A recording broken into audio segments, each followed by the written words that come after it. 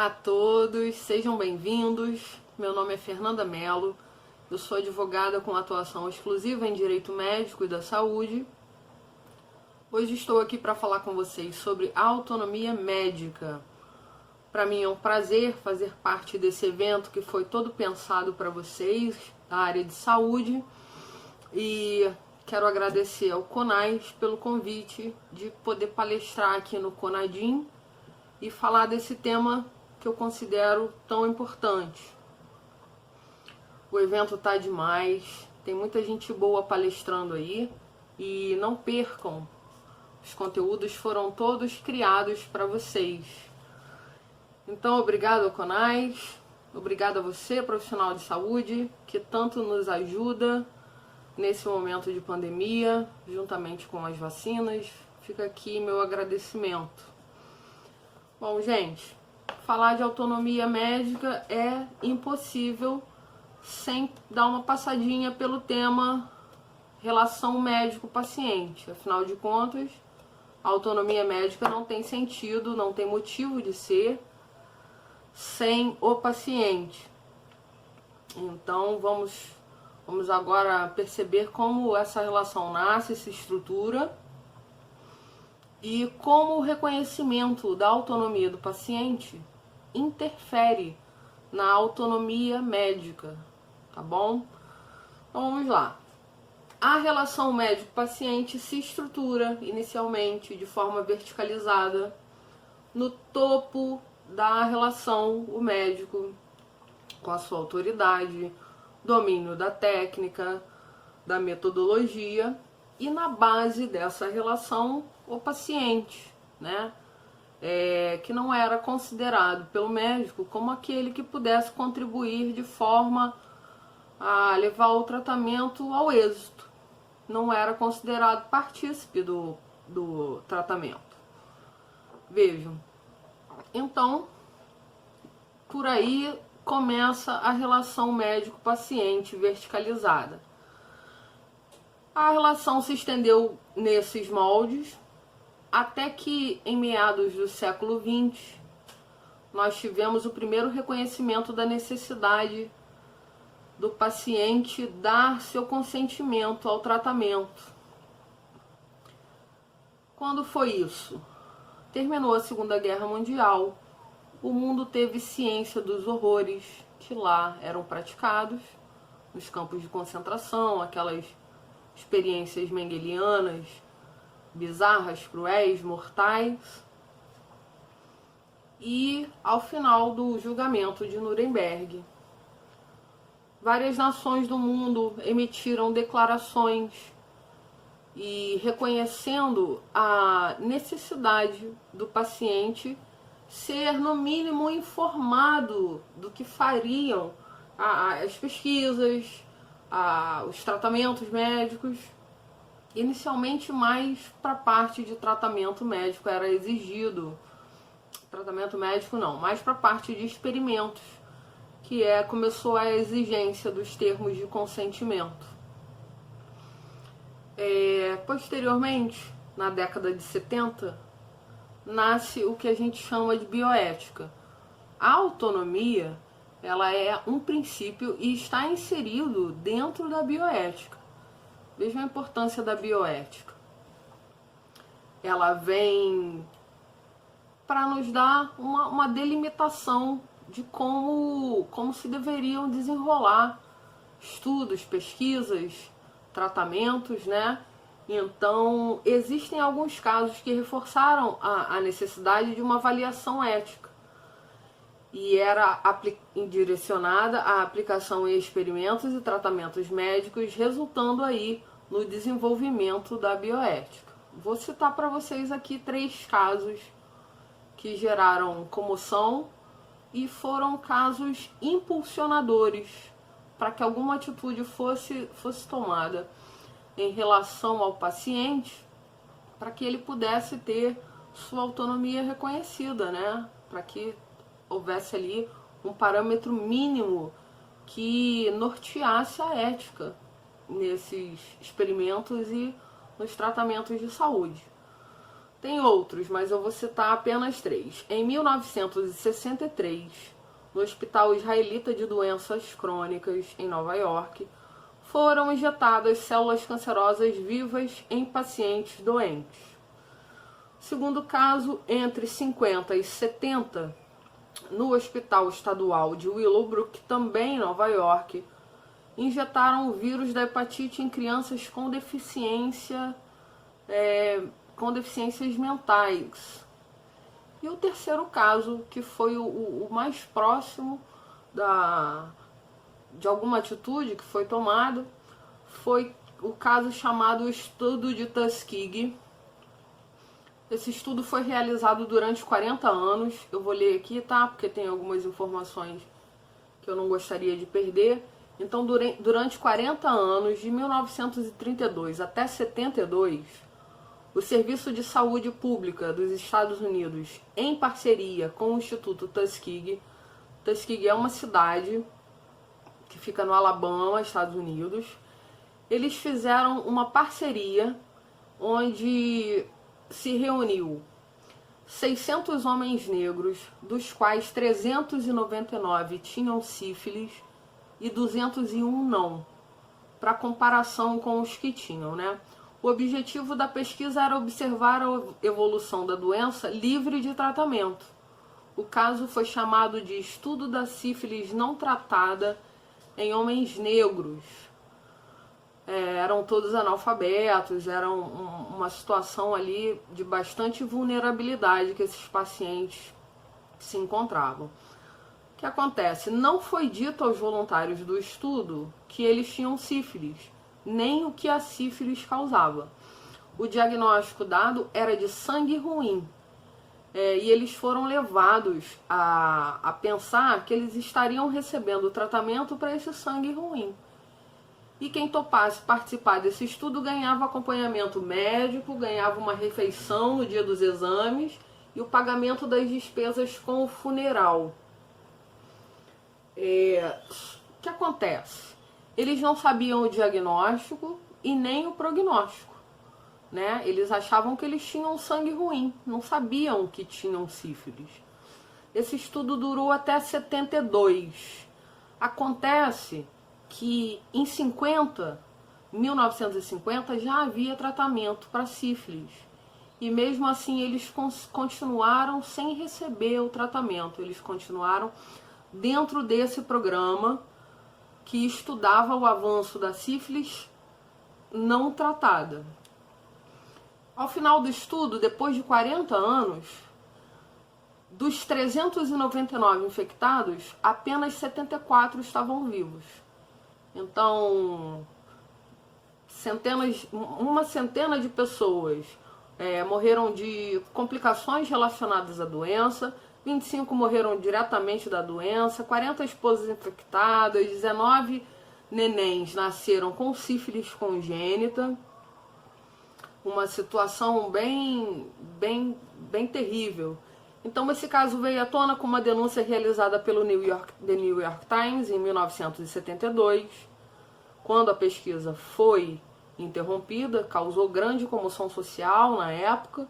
O governo e o Congresso norte-americanos, eles em 74 constituíram uma comissão para identificar os princípios éticos básicos que deveriam conduzir a experimentação em seres humanos, e seu resultado ficou conhecido como o relatório Belmont. Dessa comissão que o Congresso e o governo formaram, saiu o relatório Belmont. Ele tinha como objetivo uma avaliação ética a ser aplicada nos experimentos e nos tratamentos de saúde. Desse relatório foi o que a gente pode chamar de início da bioética. Esse relatório trouxe 3 princípios que deveriam nortear a ética nesses casos. Seria o princípio da autonomia, o princípio da não maleficência e o princípio da justiça, tá? Inicialmente, o princípio da beneficência ficava inserido no da não maleficência. Posteriormente, ele foi desmembrado, e não basta só não fazer o mal, tem que fazer o bem também ao paciente. Esse foi um desmembramento, digamos assim, e o princípio da beneficência ganhou seu status, né? Então, se vocês não sabiam, fica aí essa pitada de conceito histórico, que é muito importante para que a gente entenda que a relação médico-paciente começa verticalizada e posteriormente passa, depois da autonomia do paciente reconhecida, passa a ter uma contextualização horizontal, onde médicos e pacientes, cada um com direito à sua autonomia, faz com que essa relação fique mais equilibrada. Eu vou pedir licença para ler aqui o livro da professora Maria de Fátima Freire de Sá, Bruno Torquato de Oliveira Naves, o livro Bioética e Biodireito. Eu vou ler aqui para vocês o que eles dizem, que o princípio da autonomia pode ser entendido como reconhecimento de que a pessoa possui capacidade para se autogovernar. Assim, de modo livre e sem influências externas, preceitua-se o respeito pela capacidade de decisão e ação do ser humano. A relação médico-paciente sofre substancial transformação com a consideração desse princípio. A relação de autoridade perde espaço para a consideração do paciente como sujeito partícipe do seu processo de tratamento. Então, para tanto, o processo de intervenção deve ser transparente, permitindo que o paciente tenha o máximo de informações antes de decidir. Daí também a exigência do consentimento livre e esclarecido, que é uma ferramenta que traduz com bastante fidelidade o que é a autonomia do paciente e também a autonomia médica, né? É um elemento, é uma ferramenta muito boa para as duas partes, importantes para as duas partes. Bom, gente, agora vamos para a autonomia médica. Autonomia médica no Código de Ética Médica. Veja que a autonomia está inserida dentro de um preceito legal. Essa resolução a qual se considera o Código de Ética Médica, ela tem força de lei. E quem está submetido a ela são os profissionais médicos. Eles estão obrigados a cumprir as determinações que ali dentro estão contidas. Então, a nossa sociedade tem todo tipo de lei. Tem a lei do advogado, tem a lei do dentista, os códigos, né? E tem também a Constituição Federal, que é a nossa lei máxima. Nenhum outro tipo de lei pode ir contra a Constituição Federal. Nem Código Civil, nem Código de Ética Médica, nem as leis ainda mais inferiores, estaduais, municipais, todas elas precisam convergir com a Constituição. Então, a nossa Constituição, o nosso Código Civil, Código de Ética Médica trazem as possibilidades de autonomia que as pessoas têm o direito de ter, mas também traz as limitações. Então, por exemplo, uma regra que exalta a minha autonomia é a que diz que eu não sou obrigada a me submeter a um tratamento de saúde ou uma cirurgia que coloque minha vida em risco, ok? Essa regra exalta a autonomia da pessoa. Por outro lado, eu não posso pedir para o médico praticar a eutanásia. Eu não posso me submeter a um suicídio assistido. A nossa legislação nesse ponto limita esse direito. Então, a autonomia no nosso país, ela não é ilimitada. Ela tem sim suas limitações. E a autonomia, ela está ligada ao princípio da dignidade da pessoa humana.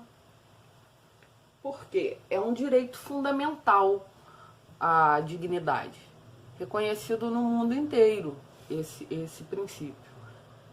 Vou ler aqui para vocês uma passagem que diz o seguinte: a dignidade da pessoa humana é um valor espiritual e moral inerente à pessoa, que se manifesta singularmente na autodeterminação consciente e responsável da própria vida e traz consigo a pretensão ao respeito por parte das demais pessoas. Então ela se constitui em um mínimo invulnerável que todo estatuto jurídico deve assegurar. Então, essa passagem é do livro do Alexandre de Moraes. Eu trouxe especificamente essa porque ela traz ali autodeterminação consciente e responsável. Autonomia, tá? Autonomia que deve ser reconhecida em todo o estatuto jurídico para garantir, para prestigiar o princípio da dignidade. Eu acho que o que mais as pessoas desejam na vida é ter autonomia. E a autonomia precisa sim ser respeitada e ela deve ser limitada pontualmente. Quando que normalmente a autonomia ela é limitada? Quando ela resvala no direito de terceiras pessoas. E então, a autonomia, ela deve, quando ela é exercida, ela deve me beneficiar. Mas ela não pode prejudicar ou interferir no direito do outro, tá? Ela se baseia em 2 pilares. Como a gente viu lá na autonomia do paciente, a autonomia ela precisa ser livre, exercida livremente, sem coação, sem pressão de terceiros. E você precisa de opções, porque se você não tem como escolher, não tem opções para escolher, você não tem autonomia, ela fica prejudicada. Então, no nosso país, as leis não permitem que a nossa autonomia seja ilimitada.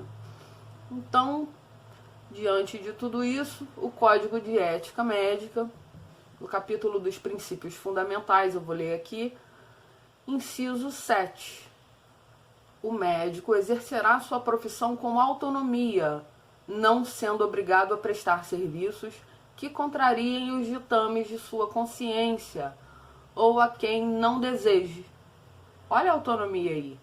Então, Código de Ética Médica, princípios fundamentais, inciso 7.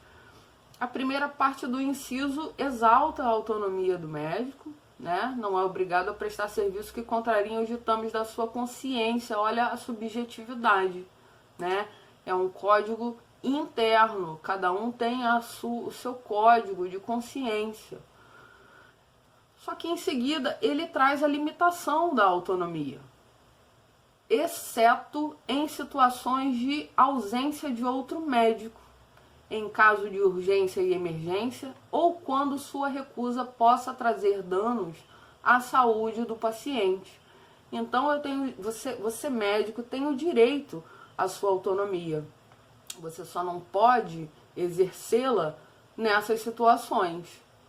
Quando não tem outro médico, quando é uma situação de urgência e emergência, ou quando a sua recusa traz dano ao paciente. Eu estava lendo, tem um caso muito bacana sobre isso. É um exemplo que eu vou trazer para vocês. Um médico nos Estados Unidos, um médico judeu lá na Califórnia, trabalhando no enfrentamento à Covid-19, ele estava na linha de frente, recebeu um paciente super grave, chegou na ambulância. Quando eles foram tirar a camisa do paciente, observaram no peito uma suástica e pelo corpo inteiro outros símbolos nazistas. E ele, judeu, ele perguntou ao paciente se o paciente desejaria ser entubado, estava com uma falta de ar muito grave, era uma situação mesmo de urgência, e ele perguntou se o paciente desejaria ser entubado. O paciente respondeu a ele: não me deixe morrer, faça o que for possível, né? E ele prontamente atendeu o desejo ali do paciente, reconheceu o desejo da intubação e intubou. Ele falou que teve assim um momento de dúvida, um momento pequeno, onde ele hesitou, onde ele pensou, imagina o que esse paciente pensaria se ele tivesse consciente de um judeu salvando sua vida. Esse médico poderia ter feito objeção de consciência se houvesse outra equipe, mas me pareceu uma situação de urgência, onde ele não exercitou a sua autonomia. Ele intubou o paciente, ele nunca mais teve contato com esse paciente, mas ele praticou ali o procedimento, realizou o ato médico, que pode ter salvado a vida desse paciente. A equipe era formada por ele, que é judeu, uma enfermeira negra e um asiático. Imagina a situação ali, né? E ele não exerceu a sua autonomia, talvez porque não tivesse possibilidade. Mas ele diz que ele acabou falando que o enfrentamento à pandemia trouxe reflexões do tipo: precisamos ter compaixão, né, pelas pessoas. Enfim, ele poderia ter exercido, não exerceu, reconheceu a urgência e salvou provavelmente a vida do paciente. O paciente não teve a identidade revelada. Vamos lá. Prosseguindo no Código de Ética Médica. Inciso 8º. O médico não pode, em nenhuma circunstância ou sob nenhum pretexto, renunciar à sua liberdade profissional, nem permitir quaisquer restrições ou imposições que possam prejudicar a eficiência e a correção do seu trabalho. Perfeito. Então, inciso 8º do Código de Ética Médica, trazendo aí inúmeras possibilidades de autonomia. Prosseguindo aqui, inciso 16. 16º, né? Nenhuma disposição estatutária ou regimental de hospital ou de instituição pública ou privada limitará a escolha pelo médico dos meios cientificamente reconhecidos a serem praticados para o estabelecimento do diagnóstico e da execução do tratamento, né? Salvo quando em benefício do paciente. Mas aí possibilidades onde o médico precisa ter liberdade, autonomia, né, para exercer sua profissão. Eu acho que a maior limitação da autonomia médica é não causar mal ao paciente, né? Vamos lá. É vedado ao médico, artigo 36, abandonar paciente sob seus cuidados. Regra geral de proibição. O médico jamais pode abandonar seu paciente, óbvio, sob pena de cometer infração ético-profissional, e a depender do desdobramento desse abandono, pode responder a processo civil, processo criminal. Então, regra geral de proibição.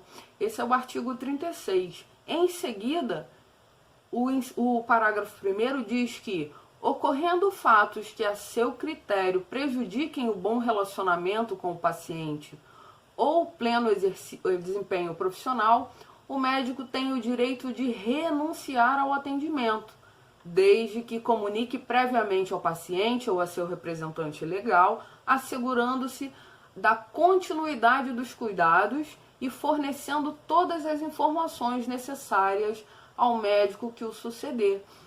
Vejam, o artigo 36 ele traz a proibição do abandono do paciente, mas em seu parágrafo 1º ele traz a possibilidade de você encerrar a relação com esse paciente. Quando? Ao seu critério. Esse critério é subjetivo.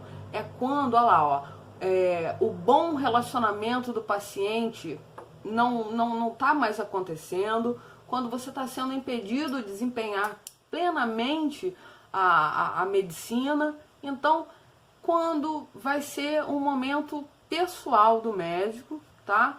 Mas como tem que ser comunicando ao paciente ou ao representante legal e se assegurando de que ele tenha continuidade do tratamento. Você vai precisar fazer cópia de prontuário e entregar para ele, precisa fazer relatório médico e, se possível,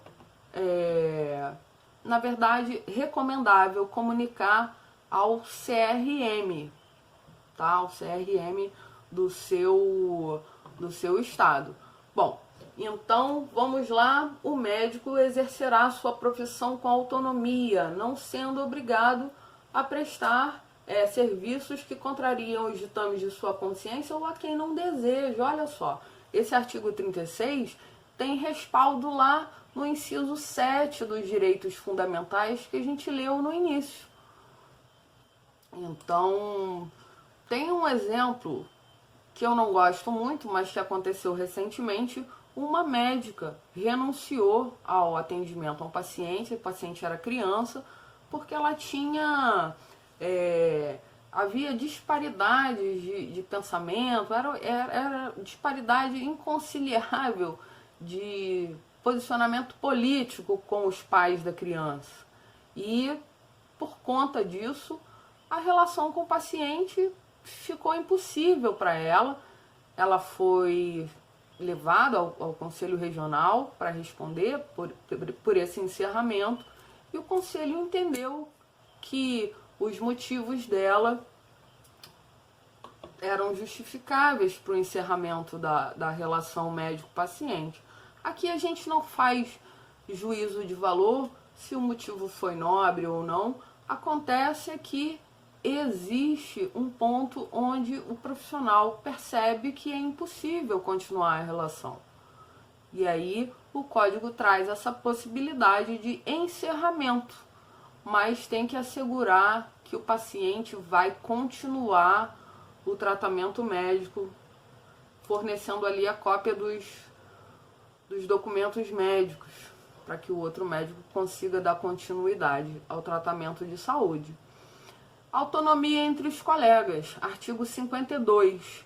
Desrespeitar a prescrição ou tratamento de paciente determinados por outro médico, mesmo se você for o chefe, mesmo quando em função de chefia ou de auditoria, salvo em situação de indiscutível benefício para o paciente, devendo comunicar imediatamente o fato ao médico responsável.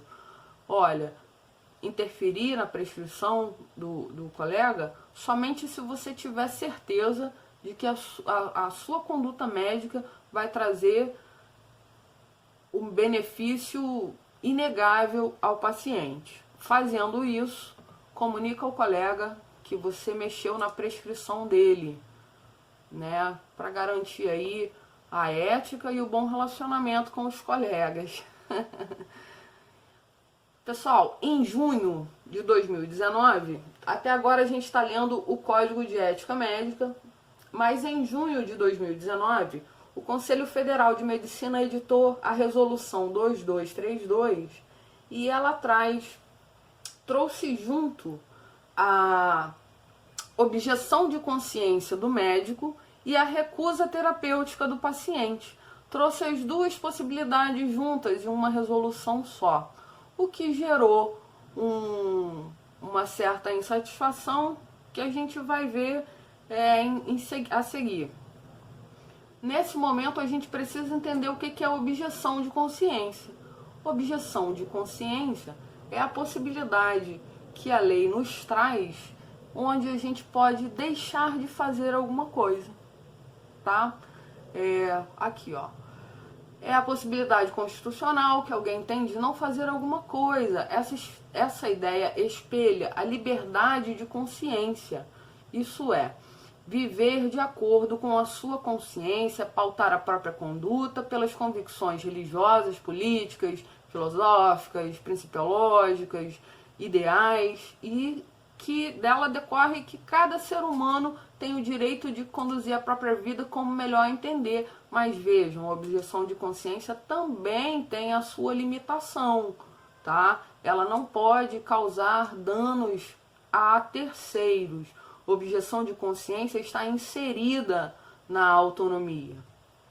E aqui, no nosso caso de estudo, a autonomia médica. De qualquer forma, essa objeção de consciência que a resolução trouxe, o próprio código já trazia, o código de ética, mais um inciso aqui que o código de ética traz lá nos princípios fundamentais. Inciso 21 diz que no processo de tomada de decisões profissionais, de acordo com seus ditames de consciência e previsões legais, o médico aceitará as escolhas de seu paciente relativas aos procedimentos diagnósticos e terapêuticos por eles expressos, desde que adequadas aos casos e cientificamente reconhecidas. Então tá aqui o médico de acordo com o ditame da sua consciência e mesmo que haja previsão legal. Vou trazer um exemplo para vocês. O paciente você não pode concordar com o paciente que deseja eutanásia. No nosso país a eutanásia ela é proibida, a gente viu. Mas a ortotanásia ela é permitida. E o médico pode considerar que a ortotanásia não seja uma opção válida para o paciente. Mas o paciente tem o direito de optar pela ortotanásia, inclusive tem resolução do CFM sobre isso, resolução 1805 de 2006 e resolução 1955 de 2012. A ortotanásia é quando você deixa a doença seguir seu curso, né? Então, o médico pode achar que isso não é válido, e aí o que você faz?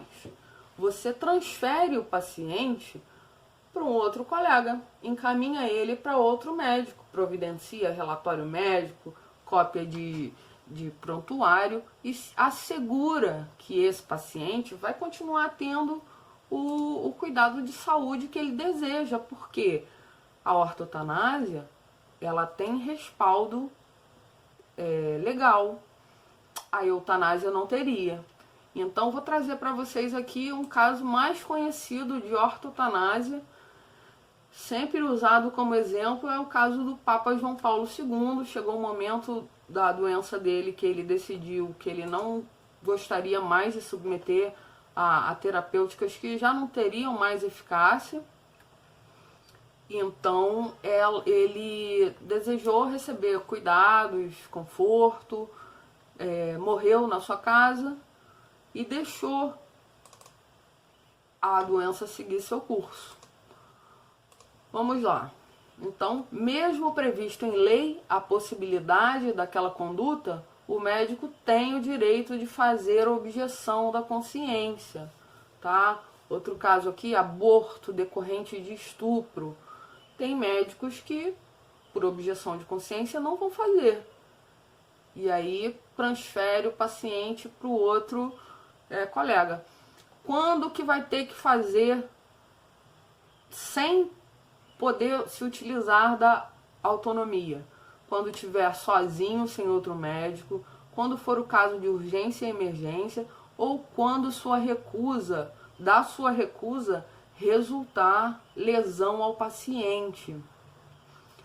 Essa regra de proibição sempre vai estar presente. A sua autonomia sempre vai parar nessas três possibilidades. Quando você estiver sozinho, urgência e emergência, ou quando da sua recusa acontecer um dano ao paciente, à saúde do paciente. Sempre. Bom, prosseguindo na resolução, a confusão que eu disse que essa resolução traz é porque no artigo 7º ela fala assim: é direito do médico a objeção de consciência diante da recusa terapêutica do paciente. Nesse artigo, parece que você só vai poder fazer objeção de consciência quando o paciente recusar a terapêutica proposta, mas não é isso. Nós acabamos de ver o caso da ortotanásia, do aborto em decorrência de estupro. Em várias situações você vai poder fazer a objeção de consciência, não só quando o paciente fizer a recusa terapêutica, ok? Prosseguindo, o artigo 8º da Resolução 2232. Objeção de consciência é o direito do médico de se abster do atendimento diante da recusa terapêutica do paciente, não realizando atos médicos que, embora permitidos por lei, sejam contrários aos ditames de sua consciência. Bem esclarecedor esse artigo, mas vejam, não, repito, não é somente diante da recusa terapêutica. A objeção de consciência ela vai poder ser acionada em outras possibilidades. Artigo 9º. A interrupção da relação médico com o paciente por objeção de consciência impõe ao médico o dever de comunicar o fato ao diretor técnico do hospital, garantindo que vai haver a continuidade do tratamento de saúde daquele paciente, ok?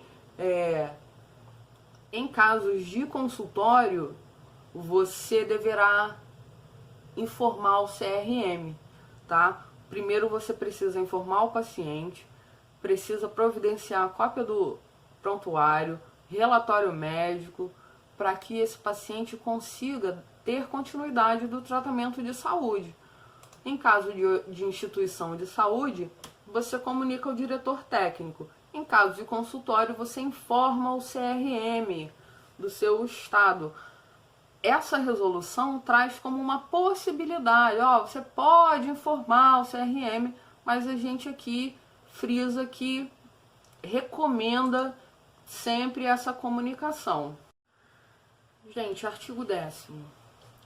Na ausência de outro médico, em casos de urgência e emergência, e quando a recusa terapêutica trouxer danos previsíveis à saúde do paciente, a relação com ele não pode ser interrompida por objeção de consciência, devendo o médico adotar o tratamento indicado, independente da recusa terapêutica do paciente. Aqui nós temos um problema. Essa resolução 2232, ela está com a constitucionalidade sendo questionada.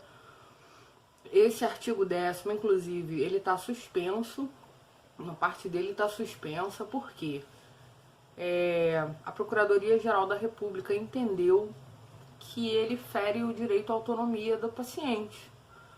E ele considera o consentimento como um elemento que seja dispensável.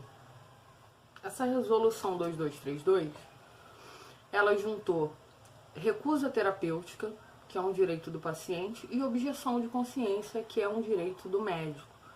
E ela suspendeu a resolução que tratava do paciente testemunha de Jeová. Então, esse artigo está sendo questionado porque aqui, se a gente parar para pensar em caso das testemunhas de Jeová que não desejam receber a hemotransfusão, a não ser que seja do próprio sangue, mas quando não dá tempo, eles recusam o recebimento de sangue de terceiros por questões religiosas. Eles não serão dignos de entrar no reino dos céus. É um preceito fundamental para eles. E é também um preceito fundamental constitucional, a liberdade religiosa. Então aqui nós temos, de um lado, o médico que deseja salvar a vida biológica desse paciente, e de outro lado, o paciente tentando preservar sua vida biográfica. E é assim que e esse ponto da biografia de vida tem sido levado em consideração pelo judiciário. Normalmente, esses casos acabam judicializados. Há decisões que prestigiam a autonomia do médico, outras decisões prestigiam a autonomia do paciente. E agora o STF vai se posicionar quando julgar essa ação. Por quê? O Ministério Público, a Procuradoria-Geral da República, quer impedir a obrigação dos médicos de realizarem o procedimento quando se encontrarem diante da recusa terminativa do paciente. a opção religiosa, nesta formatação, abarca a um só tempo os direitos da personalidade proclamados pela Constituição Federal. A obrigatoriedade terá lugar, no entanto, quando o paciente for menor e o tratamento for indispensável para salvar a vida da criança, mesmo com oposição dos responsáveis. Então, se o paciente for maior de idade, lúcido, capaz, orientado e apresentar recusa terapêutica, ela deve ser considerada, tá? Em casos de menores de idade, não.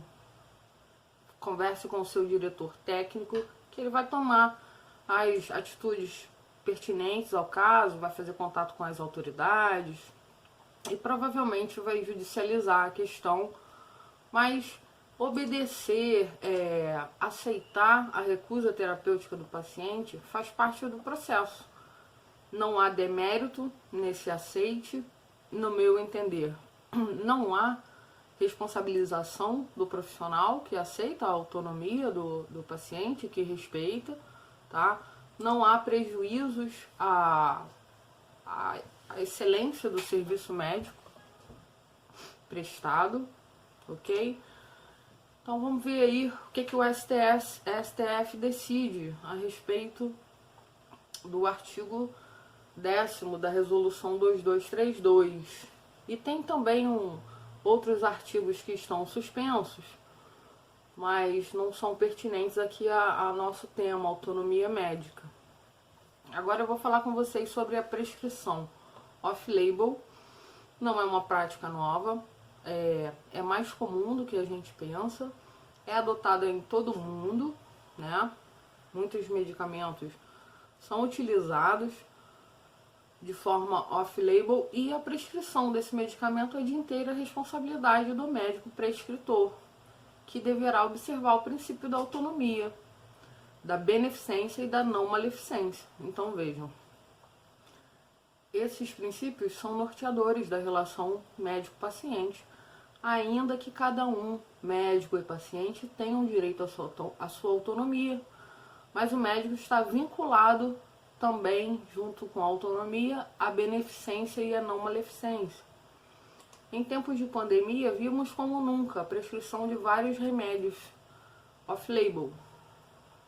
A diferença é que, durante esse período pandêmico, um grande número de pessoas foi alvo desse tipo de prescrição. A diferença é que, anteriormente, a prescrição era mais individualizada. E durante a pandemia houve uma prescrição em massa de vários medicamentos com ineficácia comprovada ou eficácia não comprovada. Enfim, acontece que o CFM emitiu um parecer 04 de 2020, e esse parecer diz o seguinte, que o médico não cometerá infração ética ao utilizar esses medicamentos em pacientes portadores de Covid. É um parecer, não é uma resolução, mas já dá uma indicação de que não será cometida infração ética.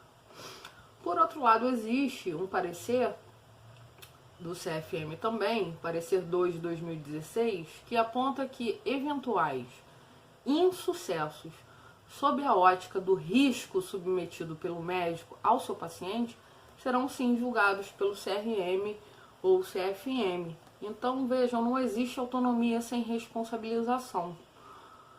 A responsabilização do médico, ela pode se dar em 3 esferas: administrativa, civil e criminal. Uma esfera é independente de outra e a decisão de uma não vincula a outra ao mesmo tipo de decisão. Você pode ser responsabilizado na esfera civil, mas eticamente pode ser que não tenha sido verificado nenhum tipo de infração ética, mas isso não quer dizer que na esfera civil você não tenha cometido alguma lesão a direito de terceiros, ok? Então a decisão de uma esfera não interfere nas outras, elas são independentes. Vamos ver como é que o judiciário vai atuar nesses casos. de prescrição off-label durante o período de pandemia. Eu vou encerrar aqui com uma frase que diz o seguinte: o direito à autonomia de um paciente não deve ser garantido em detrimento do direito paralelo de um médico. Essa frase foi retirada do livro Princípios da Ética Biomédica, de Tom Bechamp e James Childress. Esses caras, eles participaram lá da elaboração do relatório Belmont, que a gente conversou lá no início, quando a bioética foi criada, né? Um é filósofo, o outro é teólogo. Então, essa frase resume bem o que seja autonomia. O direito de um não pode ser exercido em detrimento de um direito de outro. Tem que ter equilíbrio. Caso não tenha equilíbrio, temos as hipóteses de renúncia à relação médico-paciente, seguindo todo aquele trâmite que a gente falou. Emite o relatório médico, cópia do prontuário, comunica o seu CRM ou comunica ao diretor técnico, para que o paciente também tenha condições de dar prosseguimento a seu tratamento médico. Bom, o direito médico está crescendo muito, até porque o direito do paciente tem sido amplamente difundido. Hoje em dia todo mundo já está mais consciente dos seus direitos. Há um maior questionamento. Ações de erro médico ou de direito à saúde, né, acesso ao aparato de saúde, têm crescido substancialmente. E o direito questionado dentro dos conselhos federais também tem crescido, né? Os médicos têm sido muito questionados. Faz parte do processo. Aqui, durante a nossa palestra, eu usei o livro da Maria de Fátima Freire de Sá, Bruno Torquato de Oliveira Naves, Bioética e Biodireito. Acessei algumas matérias na internet, disponível a todos, como o caso daquele médico judeu que atendeu o paciente nazista. As resoluções, todas que eu falei, tem aí na internet. E é isso. Desejo que vocês tenham uma feliz carreira. Desejo que vocês consigam se posicionar dentro da autonomia de maneira responsável, consciente, e que vocês possam cada vez mais se autodeterminar no exercício da profissão de vocês e conseguir ter uma visão aí ampla, né? Se lembrar que todos nós desejamos autonomia em nossas vidas e que a nossa autonomia precisa ficar adstrita à esfera do nosso pessoal, ela não pode resvalar em direitos de terceiros. Foi um prazer, espero que vocês gostem. Obrigada, CONAS, mais uma vez obrigada a todos os profissionais de saúde que nos salvam todos os dias. Tchau, tchau!